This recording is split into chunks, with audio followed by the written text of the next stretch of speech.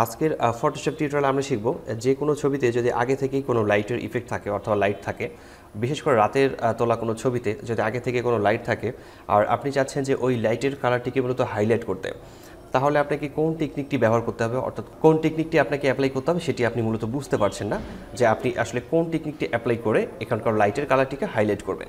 আমরা মূলত অ্যাডজাস্টমেন্ট লেয়ারে অনেকগুলো অপশন পাই। আমরা যদি অ্যাডজাস্টমেন্ট লেয়ারে ক্লিক করে নিই তাহলে অনেকগুলো অপশন পাই, কিন্তু আপনি কখনোই বুঝতে পারছেন না যে এখান থেকে কোন টেকনিকটি অ্যাপ্লাই করবেন অথবা কোন অপশনটি ব্যবহার করে আপনি মূলত ওই লাইটের কালারটিকে হাইলাইট করতে চাচ্ছেন। তো আপনি এখান থেকে আইডিয়া করে যে কোনো একটি অপশন ব্যবহার করেন। অপশন ব্যবহার করার পরও আপনি মূলত আপনার ছবিটিকে আপনার মনের মতো করে সুন্দর করে তুলতে পারছেন না, আর বেশি এই কালারটিও হাইলাইট হয় না এবং ছবিটি অনেক সুন্দর হবে সেটিও মূলত হচ্ছে না। তো এখান থেকে আপনাকে সিলেক্ট করতে হবে কালার ব্যালেন্স। আমরা এখান থেকে কালার ব্যালেন্সে ক্লিক করব। কালার ব্যালেন্সে ক্লিক করার পর এখান থেকে একটি ডায়লগ বক্স আছে।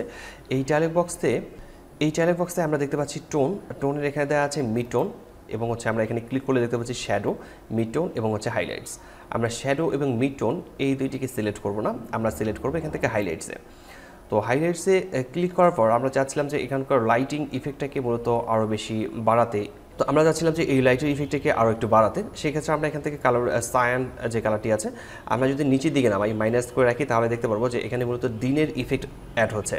তো আমরা এখানে দিনের ইফেক্ট অ্যাড করতে চাই নাকি রাতের ইফেক্ট অ্যাড করতে চাই সেটা আমাদেরকে খেয়াল করতে হবে। তো নিচের দিকে নামালে মূলত দিনের ইফেক্ট অ্যাড হচ্ছে, আর যদি আমরা এটাকে উপরের দিকে রেড কালারের দিকে নিয়ে যাই তাহলে রাতের ইফেক্টটি মূলত অ্যাড হচ্ছে। তো এখান থেকে আমরা রেড কালারটিকে মূলত এখান থেকে বাড়িয়ে নেব। পার্সেন্টেজ আমরা একটু দেখবো যে কত পার্সেন্টেজে মূলত এই রেডের রাতের ইফেক্টটি মূলত অ্যাড হয়। আর যদি আমরা একটু দেখতে চাই যে পূর্বে ছিল এরকম এবং পরে হয়েছে এরকম, রাতের ইফেক্ট অ্যাড করার পর আমরা দেখতে পাচ্ছি পরে ঠিক এরকম হয়েছে, আর পূর্বে ছিল ঠিক এরকম, যে দিনের ইফেক্টটি মূলত ছিলই। ছবিটিকে যদি আমরা আরও সুন্দর করে তুলতে চাই তাহলে ম্যাজেন্টা একটি কালার আছে, এই ম্যাজেন্টাকে আমরা ঠিক নিচের দিকে একটু মাইনাস করে নেব, তাহলে আরও রাতের ইফেক্টটি অ্যাড হবে।